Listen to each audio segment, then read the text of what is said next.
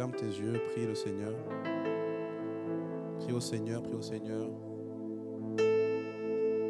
Viens lui demander, demande de lui de t'aider,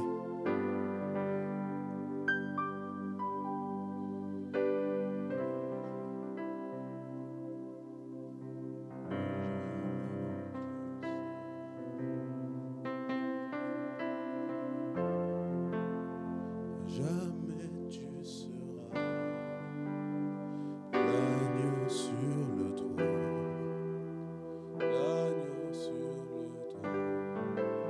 Je fléchis les genoux, pour t'adorer toi seul.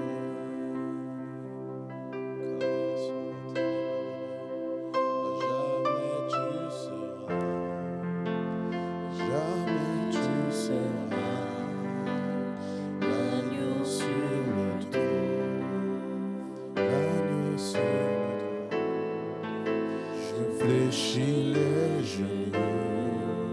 Je fléchis les genoux pour t'adorer toi seul. Dans le nom de Jésus. Amen.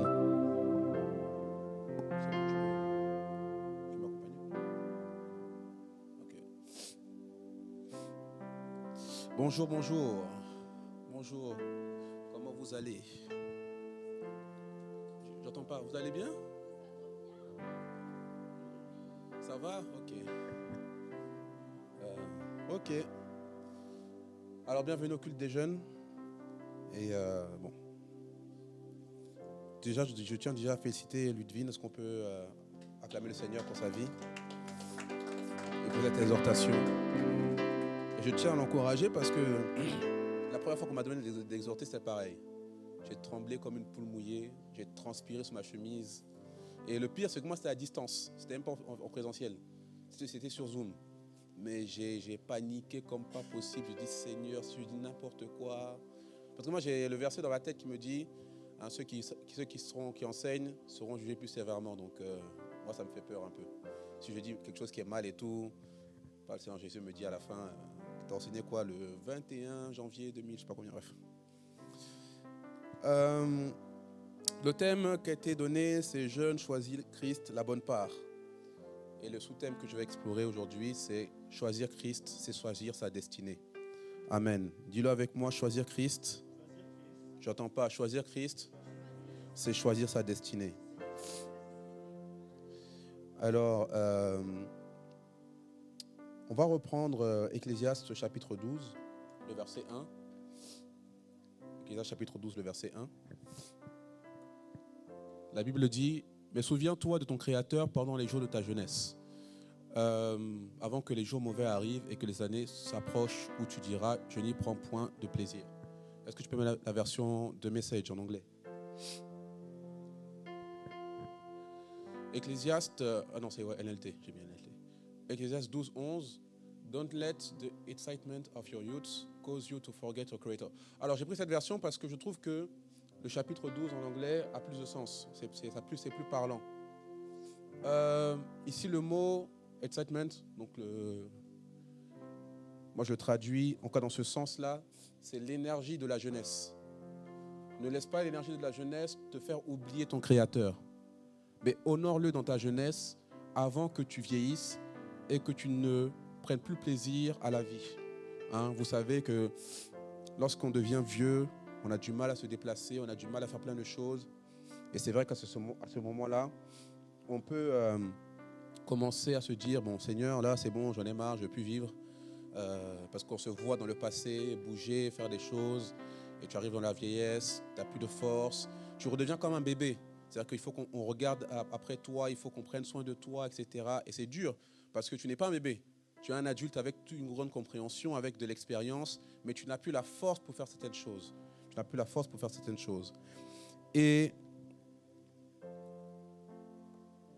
ici, la Bible nous dit de ne pas laisser l'énergie, l'excitement de la jeunesse nous faire oublier notre Créateur. Et j'aime beaucoup la façon dont Ecclésiaste le dit, notre Créateur. il dit, il ne parle pas d'abord de Dieu, il ne parle pas de l'Éternel, il dit le Créateur.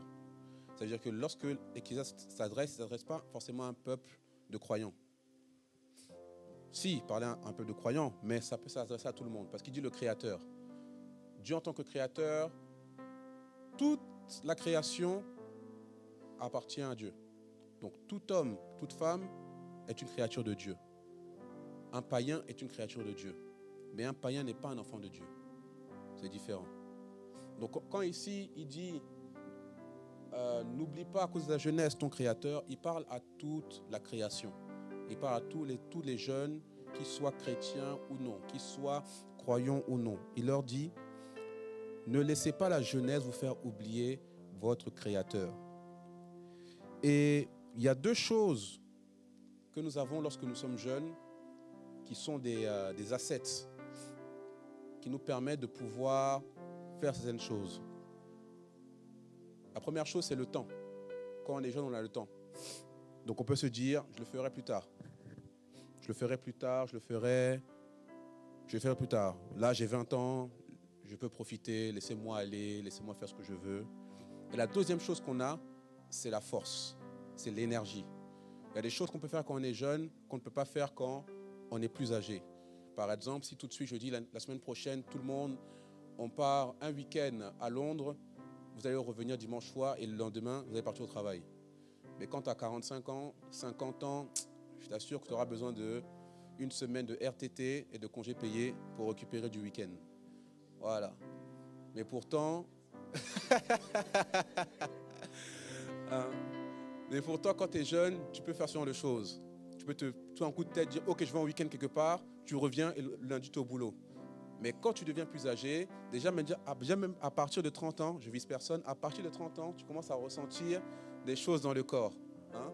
C'est la vérité. J'en parlais avec mon collègue la dernière fois, qui va avoir 30 ans. Il disait, bon, lui, il est païen, donc il parlait de sa vie.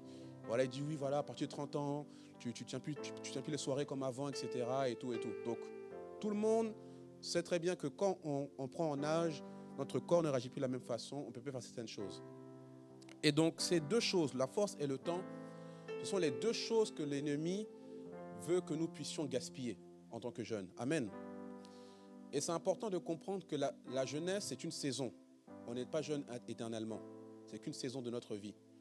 Donc, la jeunesse, c'est vrai qu'on dit qu'on est jeune, mais ce n'est pas notre définition. OK? Parce qu'on va vieillir. Hein? On était enfant comme ceux qui sont derrière, qui sont en train de faire leurs activités. Aujourd'hui, on est jeune. Demain, on sera un peu plus vieux. Et demain, on sera des grands-parents, si Jésus ne revient pas. Donc, la jeunesse, c'est qu'une saison de notre vie. Et cette saison, nous devons la maximiser. Cette saison, nous devons la maximiser. Et l'ennemi, pour nous éviter de maximiser cette saison, il veut nous divertir. Amen. Il veut nous divertir. À la base, le mot divertissement, le mot divertir, ce n'est pas un mot qui est lié au plaisir. Hein? Divertir, ça veut dire te faire changer de route, te détourner du chemin. Le mot divertir à la base, ce n'est pas je regarde une série Netflix. Hein? C'est maintenant que divertir a pris un nouveau sens dans le langage contemporain, où on se divertit pour penser à autre chose, pour ne pas penser aux factures, etc., etc. Donc on va au cinéma, on regarde une série, on écoute de la musique, on va dans un parc d'attractions, je ne sais pas, on fait des activités pour nous divertir. Mais le mot à la base veut dire nous détourner de quelque chose. Donc c'est une distraction, c'est pour nous détourner d'un but. Et donc l'ennemi veut, lorsqu'il attaque la jeunesse, il attaque dans les choses qui vont le divertir, qui vont le faire changer de trajectoire. Et je remercie Ludivine parce qu'elle a été prophétique, très prophétique. Elle vous a vendu, vous tous. Donc elle vous a mis dans une alliance là, vous ne pouvez pas fuir. Je me disais, est-ce que je vais tout dire, est-ce que je ne vais pas être plus dans le motivationnel, etc. Non, on va être dur parce que Ludivine m'a donné l'autorisation. Donc, lorsqu'on est jeune, Dieu nous appelle. Amen. Elle a parlé du mot appel. Le mot appel est important. Et je sais que dans le mot appel, surtout dans le monde chrétien, lorsqu'on parle d'appel, on pense directement à appel au ministère. Sauf que la vérité est la suivante. Il n'y a pas qu'un seul appel. Et ce n'est pas le premier appel que Dieu nous demande, nous envoie quand il nous appelle. Le premier appel que Dieu nous donne, on va lire 1 Samuel 3, le verset 6 et le verset 7. En fait, j'ai plein de versets, mais je ne vais pas tout lire parce que sinon, on ne va jamais terminer. On va lire 1 Samuel 3, verset 6 et verset 7.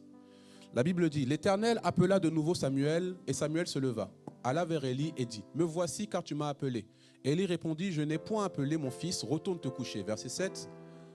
Samuel ne connaissait pas encore l'Éternel, et la parole de l'Éternel ne lui avait pas encore été révélée. Amen.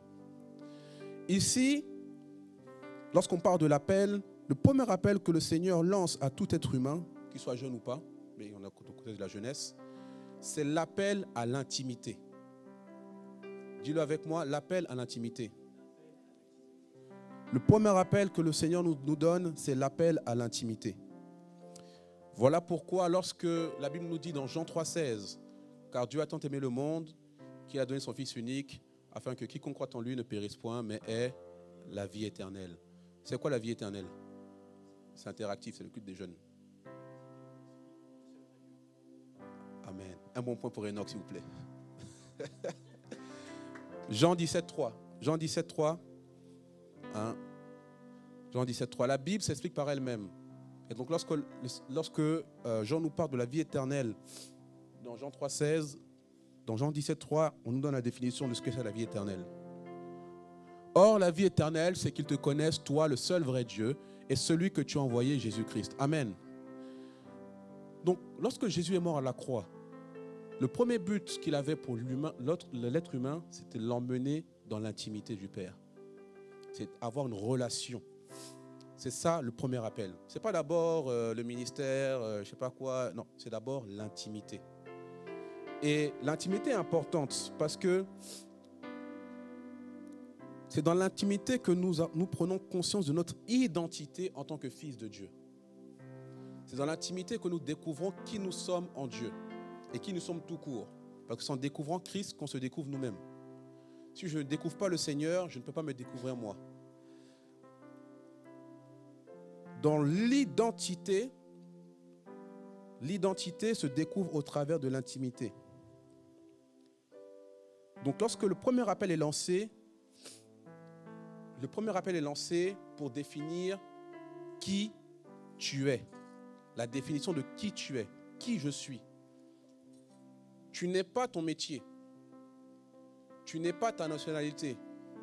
Tu n'es pas ta couleur de peau. Tu n'es pas tes défauts. Tu es ce que Dieu dit de toi. Mais pour le découvrir, il faut avoir une intimité avec Dieu. Tu peux venir à l'église et ne pas avoir d'intimité avec Dieu. Tu peux chanter à la chorale et ne pas avoir d'intimité avec Dieu. Tu peux tenir le micro et prêcher et ne pas avoir d'intimité avec Dieu. Tu peux prophétiser et ne pas avoir d'intimité avec Dieu. Tu peux faire toutes ces choses et n'avoir aucune intimité avec le Seigneur. Le fruit de l'intimité, c'est l'identité, la conscience de l'identité. Qui je suis. Le Seigneur nous appelle à une relation de filiation, où nous sommes ses fils et lui, c'est notre Père. La conscience de Dieu en tant que Père. Que Dieu en tant que Père. C'est la relation. Dieu cherche d'abord la relation. Il cherche d'abord à avoir une relation avec nous. Une relation de proximité, une relation intime dans le lieu secret. Et c'est là que nous pouvons avoir des révélations sur la personne que nous sommes. C'est dans l'intimité que Dieu forge notre caractère, que Dieu vient épingler nos torts, que Dieu vient changer, transformer ce que nous sommes. C'est dans l'intimité. Et donc nous devons prendre conscience d'abord que c'est ça d'abord le premier appel. Dieu nous appelle à être intime avec lui. Dieu nous appelle à être intime avec lui. Et dans cette intimité, dans cette relation-là, nous décidons d'abandonner certaines choses et de nous consacrer à Dieu et à le découvrir. Vous savez, il y a une certaine confiance que tu dégages quand tu connais Dieu. Il y a une certaine confiance. Et le fait d'être spirituel, ce n'est pas le fait de faire bon, c'est bien de parler en langue. Et parler en langue, c'est important. Ça fortifie l'esprit. Mais être spirituel, la définition simple, vous pouvez noter, définition simple. Être spirituel, c'est quoi? C'est connaître Dieu. C'est ça, être spirituel. C'est-à-dire que parfois, surtout dans les milieux africains, on aime trop le mystique. Pour être spirituel, il faut faire plein de rites, plein de machins chouettes, sortir des bougies. Bref. Donc on aime ce genre de choses-là. Mais ce n'est pas ça être spirituel. C'est pas ça être spirituel. Être spirituel, c'est simplement avoir une relation avec Dieu. Et dans cette relation-là, Dieu te parle et toi tu lui parles. Tu peux être toi-même. C'est le seul. Dieu est la seule personne qui ne va jamais te juger par rapport à tes défauts. Nous, on peut te juger. Et il ne faut pas qu'on soit aussi dans un monde de bisounours, on se juge tout le temps. C'est comme ça, les humains sont comme ça. On se juge. On se juge. On se juge. Mais Dieu, lui, ne juge personne. Dieu ne juge jamais. Dieu nous accepte comme nous sommes, mais il veut nous transformer en son image. Parce que ça, c'est aussi un mauvais côté parfois qu'on a. Nous voulons que Dieu nous accepte et qu'on reste comme on est. Non. Dieu veut nous transformer. Dieu veut nous emmener dans un lieu, quelque part. Dieu nous emmène quelque part. Et donc, connaître Dieu, c'est ça être spirituel. C'est ça être spirituel.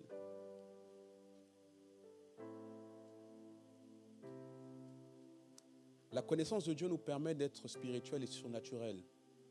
Dominer sur les choses terrestres. Les choses de ce monde. Avoir des informations que le monde ne pourrait pas avoir. J'y pensais tout à l'heure, parce que tout à l'heure avec Enoch, on était à l'église ciel, pendant que le frère enseignait. J'y pensais tout à l'heure. J'ai un témoignage, mais ce n'est pas vraiment un témoignage parce que je n'ai pas obéi, donc j'ai raté. Mais pour dire, la relation avec Dieu, la vie avec le Saint-Esprit, c'est doux. Ça a du goût. Si vous pensez que sortir, faire les trucs, etc. Moi, parfois, je vois mes collègues, etc. Parfois, after work et tout, machin chouette. Je regarde comme ça, je me dis... C'est pas que... En fait, je ne les juge pas par rapport à leur... Je dis juste, il y a tellement mieux que ça, en fait. Il y a quelque chose de mieux que ça. Et si vous regardez les Écritures, vous verrez quelque chose. C'est bizarre, mais la Bible prend comme image le fait d'être rempli de l'esprit comme le fait d'être sous d'alcool. Quand tu es rempli de l'esprit, c'est comme si tu étais sous d'alcool. Mais il y a deux niveaux de saoulé. Bon, j'ai jamais été saoulé, mais je l'ai vu de mes yeux. Il y a deux niveaux. Il y a un premier niveau quand tu es alcoolisé, quand tu es alcoolisé, où tu es encore conscient. Tu es conscient. On sait que tu as bu, on sait que tu es un peu pompette, mais tu es conscient, tu réponds à ton nom, etc. Et puis il y a un niveau où là vraiment, tu ne réponds plus, tu es à l'ouest, etc. En fait, et c'est de ce niveau-là on parle, que la Bible parle. Le fait d'être rempli de l'esprit. Il y a un moment où quand l'esprit prend comme possession de toi, et les choses que tu fais, c'est comme si ce n'est plus toi qui le fais, c'est l'esprit qui le fait au travers de toi. La relation avec le Saint-Esprit, vraiment, c'est quelque chose de précieux. Et c'est ce que le Seigneur Jésus est venu nous donner en mourant à la croix. Amen. Voilà pourquoi nous ne pouvons pas mépriser ce que le Seigneur Jésus a fait. Le Seigneur Jésus n'est pas juste venu nous permettre d'aller au paradis. Genre, vendredi, on discutait avec les collègues. Bon, parfois, on a des discussions musulmans, juifs, chrétiens. Dans l'appel du Christ, bien sûr. On sait un truc. Il y a quelques discussions, etc. Et moi, je dis, vos trucs là, oui, gagner des trucs, aller au paradis, nous, on n'est pas dedans, nous. Nous, c'est pas ce que Jésus est venu nous donner. Parce que c'est juste aller au paradis, il y en a d'autres qui proposent ça. Pourquoi je serais ici? Attendez, pourquoi je serais ici? Attends, les autres font 1 mois de jeûne, 1 an de péché pardonné. C'est facile. Chaque fois, j'attends 1 mois de jeûne et puis pardonné. Attends, Je fais un mois de jeûne chaque année et je suis tranquille pour l'année. Je fais ce que je veux. Bah, c'est ça, non? Bon, j'ai pas dit non. On coupe le direct après. Donc, mais ce que Jésus est venu nous apporter, c'est bien plus que ça. C'est une relation. Une relation. Et cette relation nous permet de pouvoir nous découvrir en tant que fils de Dieu et découvrir notre intimité. Découvrir notre intimité. Mais Dieu ne veut pas qu'on s'arrête à là. Et c'est là où parfois beaucoup ne veulent pas répondre au deuxième appel. Parce qu'il y a un deuxième appel. Il n'y a pas qu'un seul appel, il y en a deux. Les gens aiment le premier appel parce que c'est l'appel où tu n'as pas vraiment grand-chose à faire. Jésus a tout payé à la croix. L'amour de Dieu. Oh Seigneur, merci. Merci de m'avoir pardonné. Oh Seigneur, je suis qu'un simple pécheur. Cette partie, on aime beaucoup cette partie. Mais il y a le second appel. Le second appel, c'est ce qu'on appelle l'appel au ministère. On va lire Matthieu 4, versets 18 à 19. Matthieu 4, versets 18 à 19. Comme il marchait le long de la mer de Galilée, il vit deux frères, Simon appelé Pierre et André son frère, qui jetaient un filet dans la mer car ils étaient pêcheurs. Verset 19, il leur dit, suivez-moi et je vous ferai pêcheurs d'hommes. Amen. L'appel au ministère. Je sais que quand on entend ministère, on entend prophète Rostand, docteur Patrice, apôtre Sourèche, et puis tous les autres. Pasteur Laetitia, voilà. Pour vous, c'est ça le ministère. Le ministère, nous sommes tous des ministres de Dieu. Amen. Le amen est faible, hein? Nous sommes tous des ministres de Dieu. Nous sommes tous des ministres de Dieu. C'est-à-dire, normalement, quand on part quelque part dans une conférence ou dans une église, etc., on dit, les ministres de Dieu, levez-vous. Vous devez tous vous lever normalement. Vous ne devez pas rester assis. Parce que nous sommes tous ministres de Dieu. Nous sommes tous ministres de Dieu. Le mot ministre ou ministère, c'est le mot diaconia en grec. On peut le voir dans Acte 6. On peut le voir dans Acte 6. Mais on ne va pas le lire. Vous pouvez le noter. Mais le ministère, c'est notre rôle. Le rôle que nous devons jouer. Jésus t'a sauvé. Il t'a invité à avoir une relation avec lui, à avoir une intimité. Il a redéfini ton identité. Mais c'est pourquoi? Parce que si c'est juste pour avoir une relation entre vous, d'amoureux, etc. C'est pour ça qu'il y a des chansons. Il y a une chanson, par exemple, que moi, j'ai pas vraiment apprécié. Bon, elle est bien, la chanson. Mais moi, ce n'est pas une chanson que moi, j'écoute. Hein. Donc ça, parfois, c'est des chansons qui sont, je dirais, où les gens se complaisent dans simplement la partie premier appel, intimité. Hein? Les chansons, mon meilleur ami, mon ami de tous les jours. Ok, bon, si tu le dis, Jésus est ton meilleur ami, alléluia, bon, c'est vrai. Bon. Mais maintenant qu'on va chanter les chansons, on dit, voilà, comme je disais tout à l'heure, je me livre totalement. On chante ça ici, non? Je me livre totalement. Mais est-ce qu'on est conscient des mots qu'on dit en fait? C'est que si Dieu te dit maintenant, ok, on a besoin de toi pour une mission au Kazakhstan. Hein? Est-ce que tu vas te livrer totalement encore? Ou me livrer totalement, c'est juste pour avoir la promotion au travail? C'est la question qu'il faut savoir. Non, c'est une parenthèse, une blague pour dire que nous sommes tous ministres de Dieu. Le ministère, le rôle, c'est ce que nous faisons, c'est ce que tu fais. Ce que tu fais, c'est ça le ministère. C'est le service, c'est l'envoi, c'est la mission. Et comparé à l'intimité, il y a une différence entre le caractère et le charisme. Le caractère, c'est la personne que nous sommes. Le charisme, ce sont les dons, les capacités que Dieu nous a données pour accomplir notre ministère. Pour accomplir notre ministère.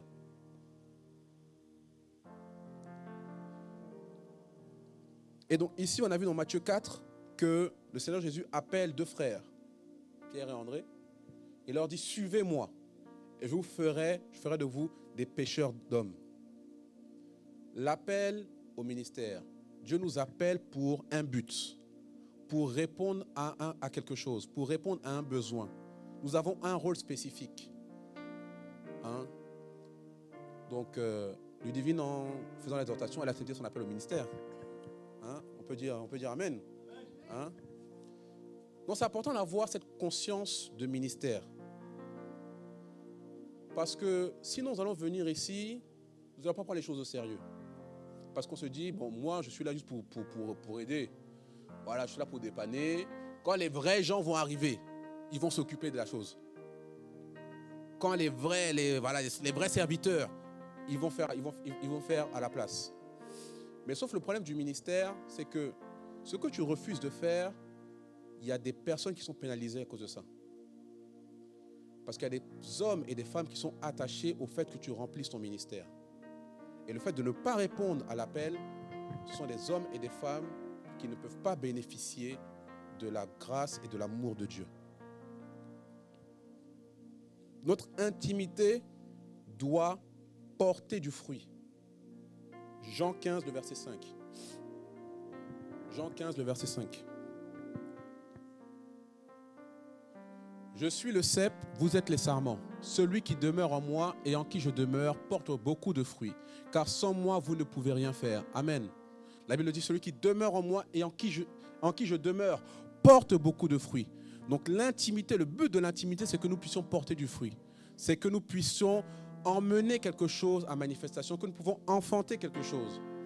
Donc, le ministère est le fruit de l'intimité. C'est-à-dire que si on ne te voit pas en train de servir, on peut se poser la question, est-ce que cette personne est vraiment intime avec le Seigneur? Parce que ici, le Seigneur nous montre. Celui qui parle, ce n'est pas moi qui ai parlé. Si on pouvait dire c'était peut-être Paul, comme Paul, parfois quand il parle, il y a des débats. Là, c'est Seigneur Jésus. Normalement même, si vous avez une très bonne Bible, ça c'est en rouge. Parce que quand Seigneur Jésus parle, on met une couleur pour différencier. Je suis le cep, vous êtes les sarments, celui qui demeure en moi et en qui je demeure porte beaucoup de fruits. Porte beaucoup de fruits. Et la notion de ministère est large. Ici, on ne parle pas simplement de venir et prêcher l'évangile ou enseigner, etc. C'est très large. Mais nous devons accepter l'appel. Et lorsque nous acceptons l'appel, voici 3 étapes pour pouvoir accomplir sa destinée. Notez-les, 3 étapes. La première étape, on va rendre parler de ça, c'est l'appel. Première étape, c'est l'appel. Dieu t'appelle. Dieu t'appelle à être intime à lui et Dieu t'appelle à pouvoir accepter la tâche qu'il a prévue pour toi. Dieu a prévu les bonnes œuvres. Les bonnes œuvres, c'est quoi? Les bonnes œuvres, c'est ton ministère. Le ministère que Dieu a prévu pour toi. Les plans que Dieu a prévus avant que tu puisses naître. C'est quoi ces plans? C'est ton ministère. C'est ça que Dieu a préparé. Et c'est ça que Dieu veut que tu puisses accepter. L'appel. Deuxième étape, c'est la préparation. C'est la préparation. La préparation. Et pour ça, je n'avais pas prévu, mais on va lire, parce que je vais conduire. Parce qu'en vérité, j'ai tellement de pensées, je ne sais pas comment emmener l'enseignement. Mais là, par l'aide du Saint-Esprit, on va aller dans Actes.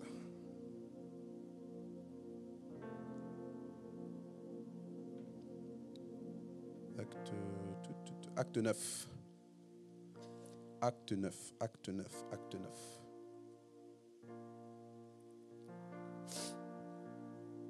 Je vais lire à partir du verset 4. À partir du verset 4. Non, verset 3, verset 3. À partir du verset 3. Acte 9, à partir du verset 3.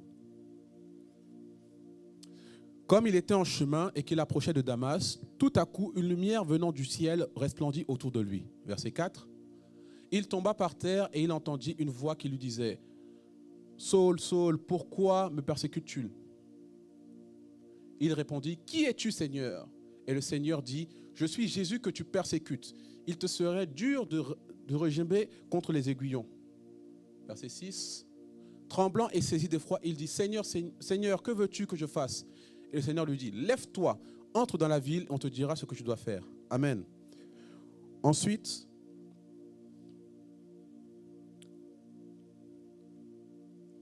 on va lire à partir du verset 10.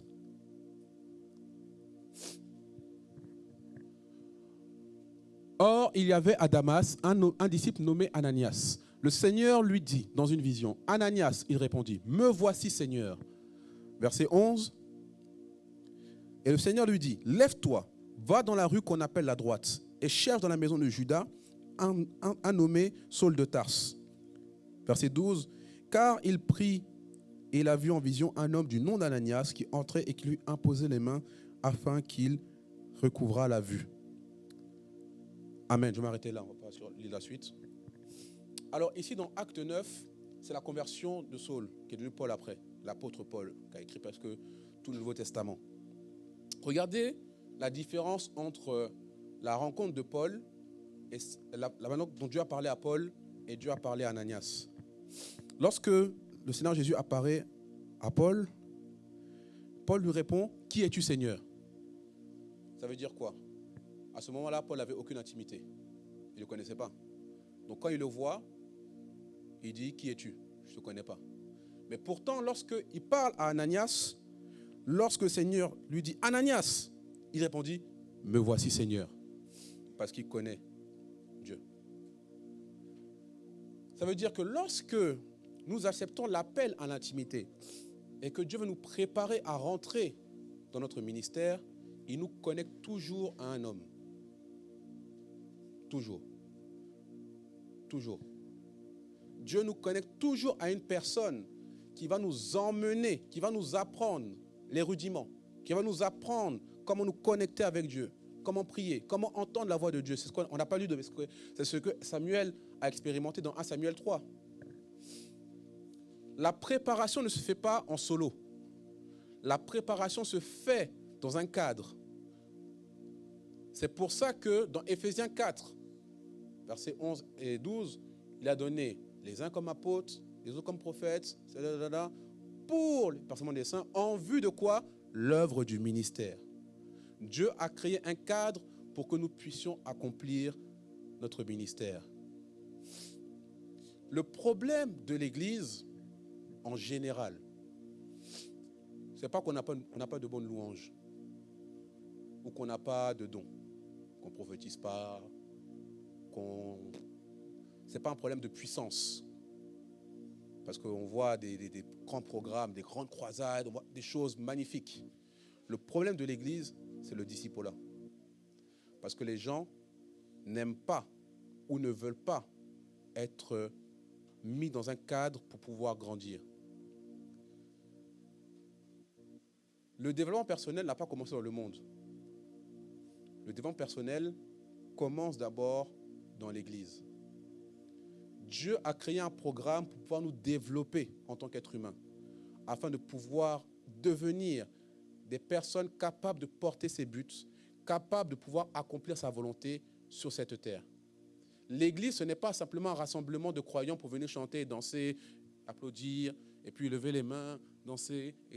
Non, c'est d'abord un lieu d'équipement. Voilà pourquoi nous disons que nous rassemblons, nous équipons et nous envoyons.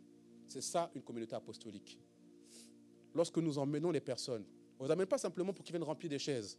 On les emmène pour qu'ils puissent être équipés et qu'ils puissent ensuite être déployés. Parce que vous ne pouvez pas... Le monde est trop complexe. Le monde spirituel encore plus. Pour vouloir aller dans des sphères de cette société, de ce monde, dans lesquelles il y a des personnes qui sont dans des sociétés secrètes, qui sont entraînées depuis qu'ils sont enfants, qui ont certaines choses, et partir comme ça, parce que je suis un bon chrétien, je veux aller dans la politique, je veux changer, je veux gagner les gens à Christ. Ça ne fonctionne pas comme ça. Tu vas aller avec quoi? Tu n'as rien, tu n'as pas d'outils. Qu'est-ce que tu veux faire? Ils vont te manger. C'est-à-dire que parfois, nous voulons accomplir des choses, mais nous ne comprenons pas l'ampleur de cette chose. L'ampleur. Voilà pourquoi avant que les disciples, les apôtres puissent commencer leur mission, le Seigneur Jésus a dit quoi? Allez-y, attendez à Jérusalem.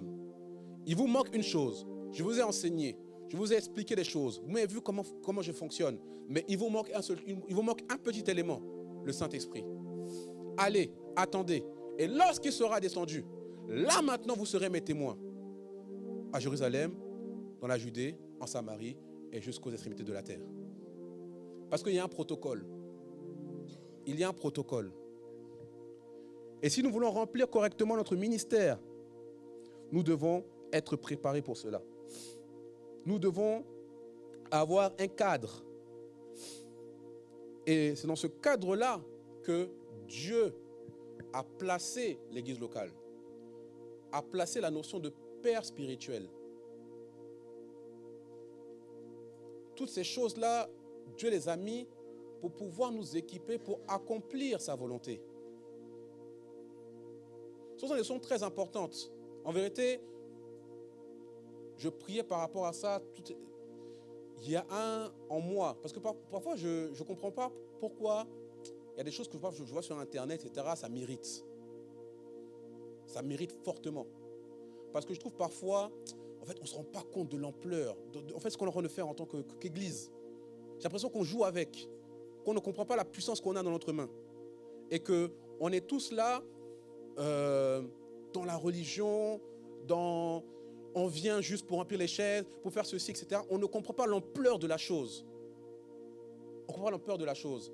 Et ce fardeau-là que j'ai, je ne l'ai pas parce que j'ai simplement lu des livres. Je l'ai parce que c'est Dieu qui le dépose en moi. D'où l'importance de l'intimité. Il y a des choses, en vérité, moi je comprends, comme je dis, il y a des choses parfois, parfois quand les gens débattent, je me dis, mais pourquoi ils débattent sur ça? Moi, je n'arrive pas à comprendre. Pourquoi ils débattent sur ça? Je ne comprends pas. Les débats sur... depuis que je me suis converti en 2017, chaque année, ça ne manque pas, il y a toujours un cycle sur les débats sur la musique. Dans le milieu chrétien. Est-ce qu'on a le droit d'écouter ci? On a le droit d'écouter ça? Est-ce qu'on peut écouter ci? On peut écouter ça? Bon, moi, je n'arrive pas à comprendre parce que moi, vraiment, comme je suis converti, le jour même, j'ai supprimé toute ma musique. J'ai dit, bon, comme l'a expliqué pour autant, je crois, vendredi, en vrai, la musique séculière n'est pas mauvaise en soi. Parce qu'on écoute les musiques de films, on écoute l'hymne national, on écoute plein de chansons. Par exemple, pour ceux qui parfois fêtent des mères, je sais que dans la maison africaine, Sweet Mother, ça c'est pas une musique chrétienne. C'est tout sauf une musique chrétienne, pourtant parfois c'est joué dans les églises. Donc en vérité, la musique en soi n'est pas mauvaise. Mais il y a une compréhension qui te vient. Moi par exemple, avant ma conversion, un jour avant ma conversion, moi j'écoutais Caris. J'écoutais Benache. Voilà. Non mais écoute des jeunes, non? On écoute des jeunes. Donc on dit la vérité. J'écoutais Caris, tranquille. Je m'en souviens très bien. Hein, c'était son EP, Okunyakuri. Ah, je l'ai saigné, c'était ce EP. Mais quand la conviction est tombée dans mon cœur, j'ai tout supprimé de ma tablette. J'ai commencé à chercher les chants. Je ne connaissais pas parce que moi, à part les chants des cantiques ivoiriens, etc., j'écoutais quand j'étais grand, je ne connaissais pas. Donc j'ai commencé à chercher, etc. C'est comme ça que j'ai commencé à découvrir la musique congolaise, le CBL. Je fais, c'est pas mal ça, hein? Ok. Donc j'ai écouté les louanges et tout, etc. Direct. Donc quand j'ai commencé à aller sur les réseaux, j'ai commencé à voir les gens en rang de débat. Je fais, ah oui, c'est un débat. Ok, bon. Ok. Donc voilà. Mais pour dire que il y a des convictions et des choses que nous recevons que dans l'intimité et qui nous permettent de pouvoir vivre la vie que Dieu a prévue pour nous. Et donc je disais, pour revenir à ce que je disais, la préparation, Dieu nous met dans un cadre pour nous préparer pour la mission. Beaucoup veulent être envoyés mais ne sont pas prêts. Beaucoup veulent accomplir des choses mais ne sont pas prêts. Il ne suffit pas simplement de bonnes intentions. Il y a un process. Dieu n'est pas un Dieu de désordre. Dieu n'est pas un Dieu malsain, mauvais. Parce que parfois, quand j'entends les gens parler parfois de Dieu, j'ai l'impression que Dieu, il est sadique. Dieu n'est pas sadique. Dieu n'est pas sadique. Parfois, il y a des gens qui pensent que Dieu va volontairement faire en sorte qu'il fasse des mauvais choix. Non, c'est faux. Qui a dit ça? C'est parce qu'on ne se soumet pas à l'Esprit de Dieu qu'on fait des mauvais choix. Et on attriste le Saint-Esprit parce qu'on fait des mauvais choix. Parce qu'on n'a pas décidé de tendre notre oreille à l'Esprit. Mais sinon, Dieu n'est pas sadique parce que parfois, j'entends, oui, vraiment, il me faut... parce que vraiment, j'ai peur de faire le mauvais choix, etc. Non, Dieu n'est pas méchant. Dieu n'est pas méchant. Et même les personnes qui vont en enfer, c'est pas parce que Dieu est méchant. C'est pas parce que Dieu est méchant. On peut le voir dans toute la Bible, Ézéchiel, bref, tout même dans l'Ancien Testament, parce que parfois on pense que Dieu est devenu gentil dans le Nouveau Testament. Mais dans l'Ancien Testament, Dieu le disait déjà. Il ne veut pas que celui qui se détourne de la voie meure. Ce n'est pas son intention. Mais il ne peut pas te forcer à le choisir. C'est la notion du libre arbitre. Il ne peut pas te forcer à le choisir. Maintenant, parmi tous ceux qui ont dit nous, on ne te choisit pas, il a dit, ok, bon, je vous prépare une petite place, VIP, tranquille pour vous. En fait, la notion de flamme, etc., pour moi, c'est un truc, c'est spirituel. Mais en fait, c'est juste des images. Parce qu'en vérité, le monde spirituel est complexe. Mais c'est pour dire que l'espace dans lequel vous allez, sans ma présence, voici à quoi ça ressemble. Ça ressemble à des flammes éternelles. En fait, Dieu nous explique par l'image de la géhenne, du feu éternel, etc., qu'une existence en dehors de lui, voici ce que ça parce que voilà ce que tu sens en fait. C'est pas que Dieu ne veut pas que tout le monde soit sauvé. Même la notion de prédestination, je fais une parenthèse, parce que parfois les gens veulent détourner la Bible. Lorsque Dieu parle, il n'y a que 2 versets qui parlent de prédestination dans le Nouveau Testament. Et ces 2 versets-là, quand on parle de prédestination, c'est Dieu en fait appelle tout le monde à être sauvé. Il n'y a pas des gens qui ont été prévus, que Dieu a prévu des gens qui soient sauvés et d'autres qui ne soient pas sauvés. Non, c'est en désaccord avec sa nature. Dieu veut que tout le monde soit sauvé. Mais certains vont décider d'accepter, d'autres non. Et Dieu va respecter leur choix. Dieu va respecter le choix. C'est nos choix qui nous emmènent là où nous partons. C'est la somme de nos décisions qui produit un résultat. Si nous choisissons de suivre le Seigneur, de choisir le Seigneur, nous allons avancer. Nous allons avancer. Et donc, le cadre que Dieu nous a créé, c'est le cadre de l'église locale, de la famille spirituelle et de la paternité spirituelle. Il y a 3 choses que la paternité spirituelle apporte à quelqu'un qui a envie d'être préparé pour son ministère. 3 choses. Première chose, le Père spirituel nous enseigne comment imiter le Christ par sa vie. Par sa vie. Par sa vie. Pas par ses enseignements ou par sa révélation ou par ses dons. Par sa vie. Quand tu observes normalement un Père spirituel, par sa vie, tu dois voir le Christ à l'intérieur. Tu dois voir l'image du Christ. La deuxième chose, c'est qu'il nous enseigne comment exercer notre ministère par son enseignement. Il nous apprend. Voilà pourquoi on a enseigné. Voilà pourquoi on a parlé des autels et des trônes. Voilà pourquoi on a parlé des principes de Zabulon. Et pourquoi on parle de plein de choses. Et hier, ceux qui étaient à l'école de Samuel, hier, pendant que Prétention parlait, je me disais, waouh, en fait, c'est l'école du ministère ici, en fait. Il y a des choses qu'il dit, c'est pas le dire simplement juste au fait de prophétiser le prophétique. Il nous a donné des clés pour pouvoir être des véritables ministres de Dieu. Et la troisième chose, il nous enseigne comment traiter les personnes par sa sagesse. Parce qu'il ne faut pas oublier que le ministère que nous rendons, il y a 2 axes. Il y a un axe vertical et un axe horizontal. Donc nous servons Dieu, mais nous servons aussi les hommes. Donc si nous ne savons pas comment traiter les humains, ça va être très compliqué de remplir notre ministère. Même si nous avons toute la révélation du monde, nous avons toute la capacité du monde, si Dieu ne pourra pas nous utiliser à un certain niveau. Et donc, en tant que jeunes, nous devons prendre conscience de cela, de notre identité et de notre rôle en tant que ministre. De notre rôle en tant que ministre de Dieu. Et c'est vrai que lorsqu'on parle de l'appel au ministère, ça fait peur au premier abord. Parce que la première chose que je vais te dire quand je vais t'appeler au ministère, c'est « je ne suis pas capable ». Vous avez vu notre sœur a tremblé tout à l'heure. Je ne suis pas capable. Seigneur, non, ces choses-là. Là, vous voyez, là, je parle, etc. Je marche tranquille, etc. Ouf, c'est pas comme ça au début. Hein. Ouh, c'était pas comme ça au début. Ah oui, dans ma chambre, c'était les pleurs. C'est Seigneur, pourquoi? Pourquoi moi? Moi, j'ai rien demandé. Bon, je me souviens, en 2018, je dis, Seigneur, Donc je ne sais pas, quand je sentais, parce que je regardais les prédicateurs en ligne, etc., je disais, leur vie là doit être vraiment compliquée. Seigneur, s'il te plaît, moi je ne veux pas ça. Mets-moi dans un truc, dans l'offre chill. Vous voyez, tu vis ta vie tranquillement chrétienne, tu te maries, tu viens à l'église le dimanche, tu écoutes l'enseignement, tu rentres tes enfants avec tes enfants, tu fais ta vie tranquille, etc. Ton offre super, comment ça s'appelle, générale, je sais pas quoi, ou militaire, truc, j'en veux pas. Bon, il ne m'a pas écouté, mais c'est pas grave. Mais c'est vrai que lorsque Dieu nous appelle, ça paraît énorme. Parce qu'on se dit, je n'ai pas les capacités pour. Hein? Je n'ai pas les capacités pour. Je pense qu'il y a des personnes qui se reconnaissent ici. Des personnes qui se reconnaissent. Il faut chanter. Non, je ne peux pas chanter. Non, je ne peux pas chanter.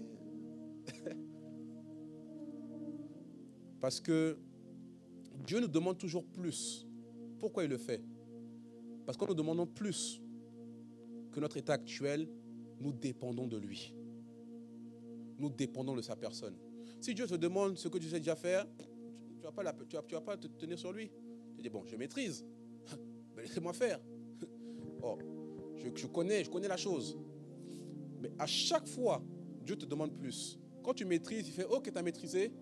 Niveau suivant, on passe à la classe supérieure. Il t'a demandé ça au début. Tu dis, tu t'es acclimaté. Boum. Ensuite, fais ceci. Fais encore cela. Tu dis, mais ça va s'arrêter quand? Ça va s'arrêter jamais. Ça ne s'arrête jamais. Pourquoi? Parce que Dieu veut que tu apprennes à dépendre de lui. À dépendre de lui.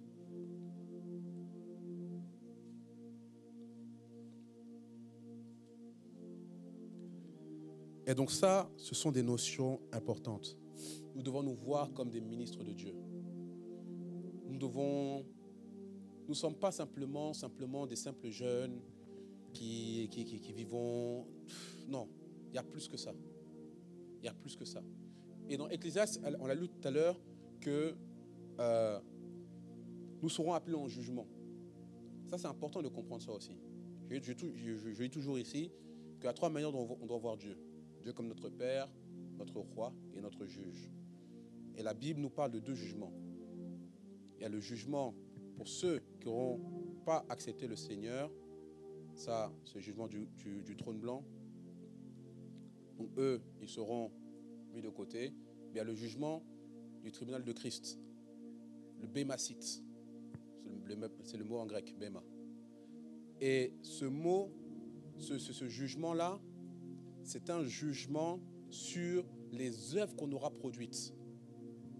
C'est pas une histoire de salut ou pas salut. Tu es sauvé. Alléluia, on est sauvé. Amen. Nous sommes sauvés. Mais nous serons jugés sur nos œuvres. La question, c'est que, je vais te poser la question. Ok, quand tu es né, je t'avais donné la capacité de faire ceci, cela. Bon, qu'est-ce que tu en as fait? Bon, tu sais, Seigneur, c'était compliqué. Tu sais, je suis dans une famille un peu pauvre, dans un pays un peu reculé. Donc, j'ai fait ce que je pouvais. Je suis allé à l'école, j'ai fait ceci, j'ai fait cela. Mais, vraiment, ok, bon. Tu peux passer, mais tu n'auras pas de couronne. La récompense que nous avons dans le ciel est liée à ce que nous produisons sur la terre. Ça, il ne faut pas l'oublier. On n'aura pas tous le même rang dans l'âge à venir. Il ne faut pas croire. Il ne faut pas croire. C'est qu'ici, on se dit, oui, on est tous égaux. Non. Dans l'âge à venir, certains seront plus élevés que d'autres. Pas parce que Dieu les préfère ou Dieu les aime plus, mais parce que certains auront payé un prix plus important que d'autres. Ils auront accompli la tâche que Dieu leur avait demandée. Et c'est pour ça que nous devons être conscients de cela, conscients du ministère. Voilà pourquoi lorsque nous rentrons en intimité avec le Seigneur, nous devons capter en esprit la personne que nous sommes. Nous devons visualiser qui je dois devenir. Parce qu'aujourd'hui, tu es jeune. Mais le toi, dans 25-30 ans, il y a 2 possibilités. Il y a un toi qui va naître parce que tu as pris certaines décisions. Tu as décidé d'accomplir certaines tâches, de te discipliner. Paul dit que, dans 1 Corinthiens 9, qui l'assujettit sa chair. Il se traite comme un athlète. C'est-à-dire qu'il y a des choses qu'il ne se permet pas de faire. Pourquoi? Parce qu'il voit la personne qu'il doit être. Donc aujourd'hui, si tu vois la personne que tu dois devenir, il y a des décisions que tu dois prendre. Il y a un chemin que tu dois prendre. Il y a des décisions, des choses que tu dois faire. Ça ne va pas arriver par magie. Les prophéties que tu reçois, je prophétise sur ta vie. Tu seras riche. Amen. Ok. Je prophétise. Tu iras dans les nations. Amen. Tu vas aller dans les nations, tu ne sais pas parler anglais. C'est bête, hein? Mais c'est ça la préparation. Tu as un appel international. Tu ne sais pas parler anglais. Ce sont des choses comme ça, très idiotes. Très bêtes. Mais si on est conscient de qui on doit devenir, il y a des décisions, des choses qu'on va faire. Parce qu'on sait que c'est là-bas que je vais. Ce n'est pas quand l'opportunité arrive maintenant, quand elle arrive, je ne suis pas prêt. Ça va passer. Parce qu'il y a un temps, il y a un kairos. Il y a un temps à pointer dans ta vie. Peut-être qu'il y a un temps pour toi, ça sera à 35 ans. À 35 ans précisément, 35 ans. Si tu rates ça, tu auras raté quelque chose. Je ne dis pas que tu vas tout perdre, non, mais tu auras raté quelque chose. En fait, il y a quelque chose qui va manquer. Parce que tu ne seras pas préparé correctement. Tu n'auras pas choisi la bonne part. Tu auras décidé, oui, tu vas en Jésus, mais tu n'auras pas pris la bonne part de dire, ok, je me mets au sérieux, il y a des choses que je fais, des choses que je ne fais pas, parce que je sais où je vais. Je sais où je vais. Et c'est quelque chose que nous devons vraiment comprendre. L'année dernière, le Saint-Esprit a déposé cette pensée dans mon cœur. Parmi les jeunes chrétiens, on parle beaucoup de réveil. Le réveil, le réveil. On veut le réveil. Le réveil, c'est bientôt. Dès qu'on fait 2-3 conférences, le réveil, le réveil, le réveil. Mais le Saint-Esprit m'a fait comprendre une chose. Beaucoup de jeunes veulent le réveil, mais on fait du réveil une idole. On fait du réveil une idole. Est-ce que vous savez que la plupart, je ne vais pas dire plupart, je vais dire même tous les grands mouvements de Dieu, toutes les réformations, tous les réveils, n'ont jamais commencé parce qu'un homme voulait le réveil? Lorsque Martin Luther a eu cette révélation, ce n'est pas parce qu'il cherchait forcément une révélation, hein. Il a juste lu la Bible et puis boum, Romain, ok, le vivre sera à la foi, ok, waouh, réformation, toute l'Europe est transformée. Il n'a pas resté là, Seigneur, donne-nous, envoie-nous le réveil, Seigneur, le réveil, le réveil. Non. Parce que dans le monde spirituel, Dieu a prévu un agenda. Tout ce que Dieu a besoin, ce n'est pas forcément qu'on dit, Seigneur, envoie le réveil. C'est simplement qu'une personne se dispose d'une certaine manière afin de recevoir cela et accomplir cette chose. Voilà pourquoi l'intimité. Pendant que nous sommes jeunes, c'est le moment d'investir dans notre intimité. D'investir. Tu es célibataire, tu n'as pas d'enfant, tu n'es pas marié. Tu n'as pas que dormir toute la nuit. Au moins une nuit, lève-toi, prie, lis ta Bible. Et je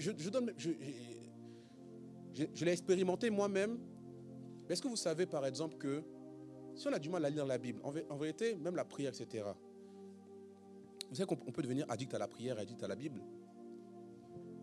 Parce que de la même manière qu'un vice ou un péché nous rend addictifs, c'est de la même manière que nous pouvons aimer la Bible et aimer la prière.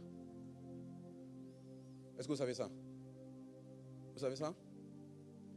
Parce que quand on est addict à quelque chose, qu'est-ce qui se passe quand on est addict à quelque chose?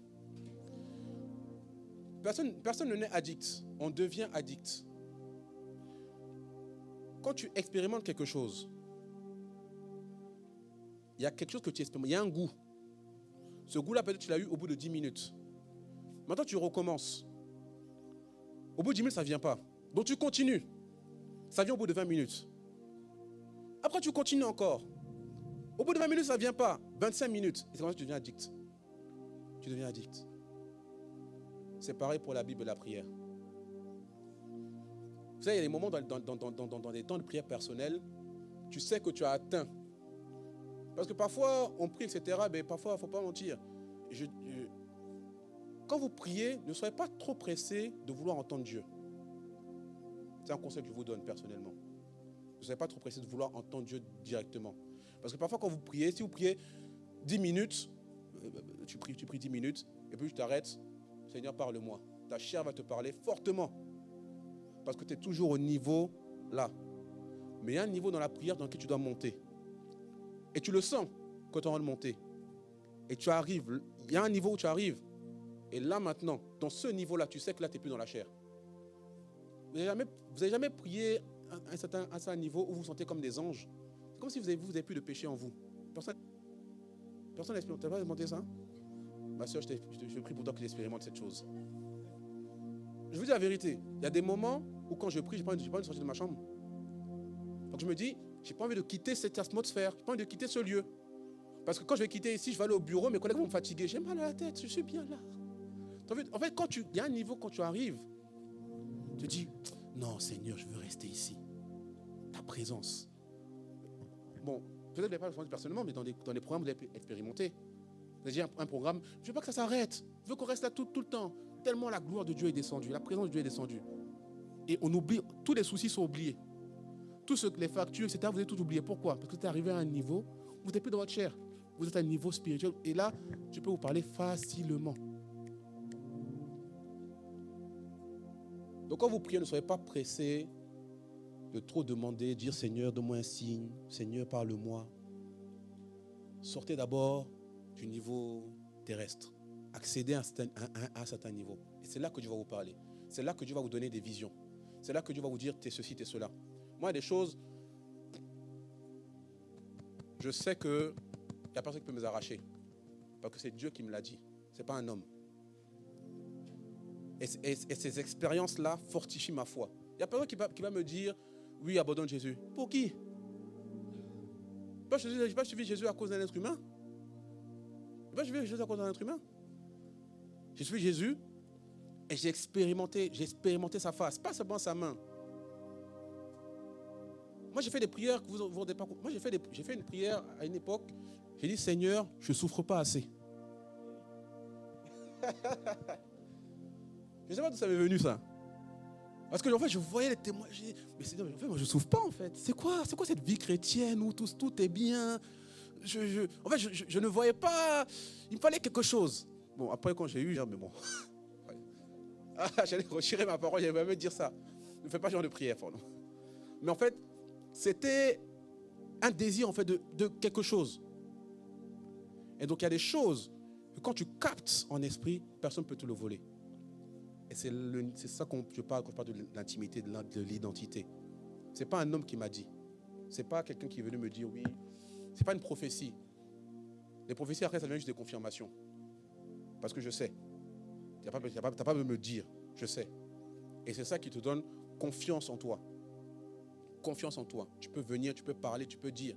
Tu peux exprimer des choses parce que tu as capté des choses en esprit. Tu as capté des choses en esprit.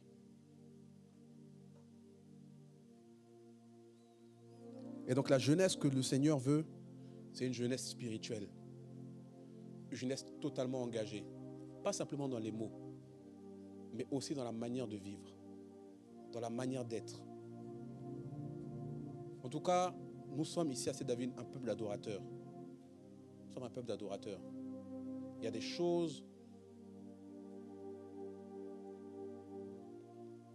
que nous allons expérimenter. Des choses merveilleuses. Même le fait pourquoi je suis ici. Pourquoi je suis là. Parce que moi, au tout début même du rassemblement, on m'avait dit, tu sais frère, nous ne restons pas ici pour très longtemps. On m'avait dit ça. Moi je sais, mais vous avez pris le temps. Laisse-moi finir. Mais je suis là parce que j'ai vu. Et c'est ça la foi. Nous devons voir. Donc la question que je te pose, c'est qu'est-ce que tu vois sur toi? Qu'est-ce que tu vois sur toi? Je ne demande pas ce que un prophète t'a dit ou ce que tu as reçu de quelqu'un, mais qu'est-ce que tu vois sur toi? Si tu vois correctement, il y a des comportements que tu vas arrêter de poser. Il y a des choses que tu vas changer dans ta vie. Parce que tu sais que cela ne s'aligne pas à la vision que Dieu a de ma personne. Le plus grand compliment qu'on peut vous faire, c'est que les gens autour de vous disent, tu as changé. C'est le meilleur compliment qu'on peut te dire. Si Jésus est arrivé dans ta vie et que personne t'a dit que tu as changé, il faut revoir ta conversion.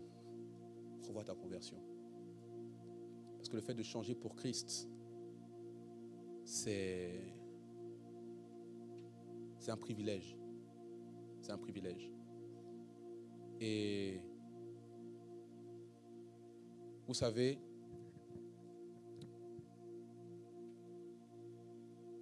parfois nous devons aussi regarder en arrière et regarder d'où Dieu nous a tirés, d'où Dieu nous a pris. Parfois, je suis dans ma chambre, je suis en adorer, de prier le Seigneur, et je me mets à pleurer comme un bébé. Pas parce que forcément je suis très émotif, mais parce que lorsque je regarde là d'où je viens, et même lorsque je vois en vérité ce que j'aurais pu devenir si Dieu n'était pas intervenu, ça me brise. Je me dis, Seigneur, merci. Donc si tu es jeune et que Dieu a intervenu dans ta vie, dans ta jeunesse, sois reconnaissant et prends conscience que Dieu t'appelle, premièrement, à l'intimité et deuxièmement, au ministère. Dieu t'appelle, il a posé des qualités en toi, des dons, des capacités puissent être établies sur la terre pour que des gens puissent être touchés.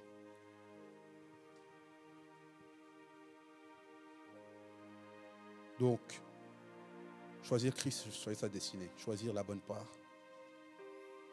Tout ça pour dire, parce que c'est la pensée en vérité de ce que je veux dire, investissons notre force, notre jeunesse en Dieu. Investissons notre force.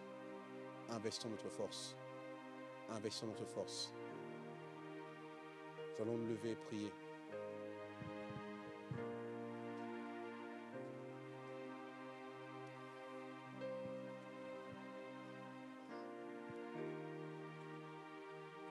On va simplement élever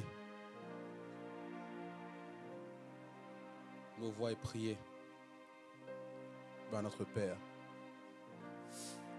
Si tu as besoin de renouveler encore aujourd'hui ton engagement, dire Seigneur, je te choisis encore aujourd'hui. Je choisis de pouvoir te servir, de m'abandonner totalement.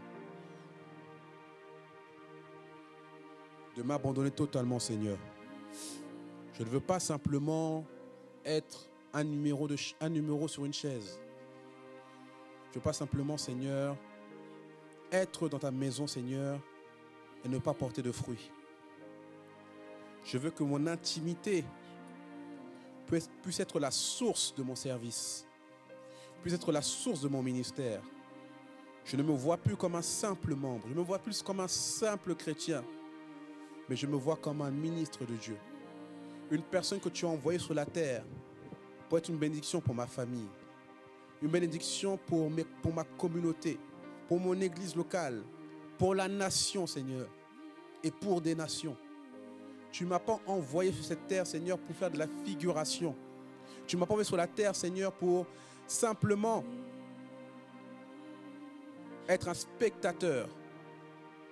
Tu veux faire de nous des acteurs, des personnes capables d'accomplir ta volonté, des personnes capables de pouvoir faire avancer ton royaume. Parce que tu nous as oints pour libérer les captifs. Tu nous as oints, Seigneur, pour prêcher l'évangile. Tu nous as oints, Seigneur, pour guérir les malades. Tu nous as oints, Seigneur, pour apporter ton règne, Seigneur, sur la terre. Nous ne voulons pas simplement, Seigneur, être des spectateurs. Oh, remplis-nous de l'esprit. Oh oui, remplis-nous de l'Esprit. Nous voulons être une jeunesse remplie de l'Esprit. Une jeunesse remplie de l'Esprit. Oh, une remplie de l'Esprit. Nous ne voulons pas simplement être au niveau de la chair et du monde. Nous voulons être remplis de l'Esprit, Seigneur.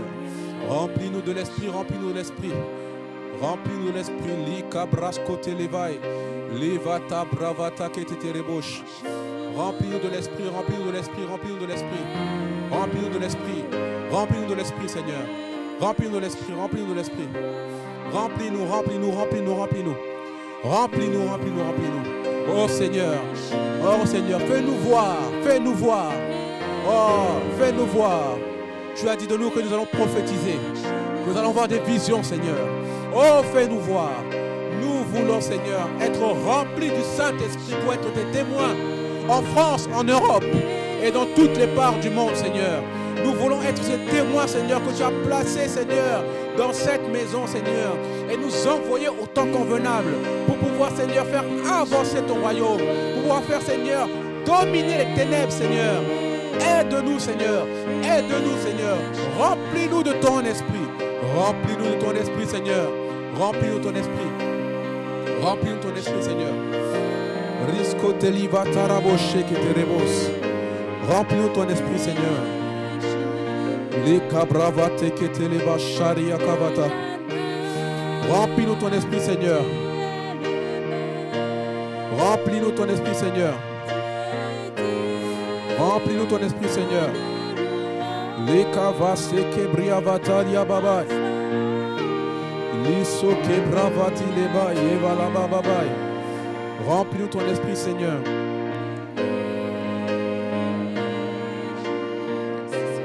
D'âge en âge, tu es le même. Saint et digne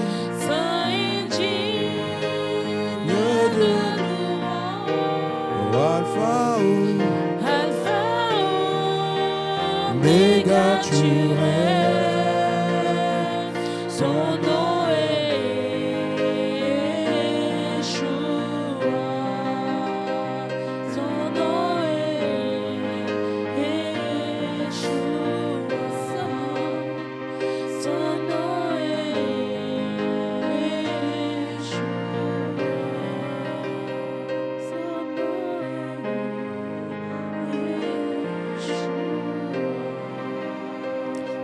Dans le nom de Jésus. Père, ma prière pour nous, pour la jeunesse du RBN et la Cité David, partout dans le monde, Seigneur. Là où tu nous as placés, Seigneur, tu nous as appelés des représentants. Nous sommes les représentants. Nous voulons te représenter dans toutes les sphères, Seigneur, où tu vas nous envoyer. Mais pour cela, nous avons besoin d'être équipés. C'est une saison d'équipement. C'est une saison d'équipement spirituel. Oh Seigneur, que nous ne prenons pas ce moment, Seigneur, à la légère. Que nous ne prenions pas cette saison à la légère, Seigneur. Que nous puissions investir dans notre spiritualité. Investir dans notre développement, Seigneur.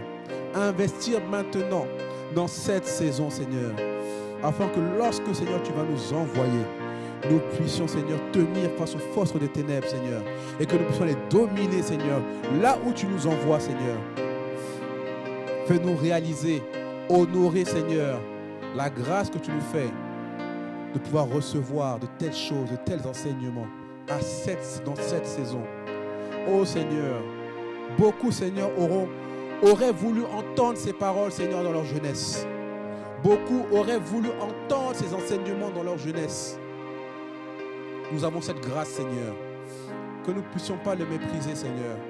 Tout ce qui se fait ici, que nous ne puissions pas mépriser ce qui se fait ici, Seigneur, mais que nous puissions discerner, que nous puissions honorer, Seigneur, afin de recevoir correctement la grâce qui est déposée dans ce lieu, Seigneur, et que nous puissions être des ambassadeurs, des représentants qui vont porter le message de cette vision, le message de la vision de Jésus-Christ dans cette maison, Seigneur. Merci, Seigneur. Nous te rendons grâce. Nous te rendons grâce. Je prie, Seigneur, que tu déverses une nouvelle mesure de l'Esprit dans nos vies. Que tu déverses plus d'amour pour ta parole, plus d'amour pour ta présence, plus d'amour, Seigneur, pour toutes les choses que tu as accomplies dans nos vies. Que nous puissions voir le monde et ses plaisirs comme de la boue. Que nous puissions voir, Seigneur, tout ce que le diable peut nous proposer comme de la boue. Et que nous puissions, Père, accomplir ta volonté. Merci, Père, dans le nom de Jésus.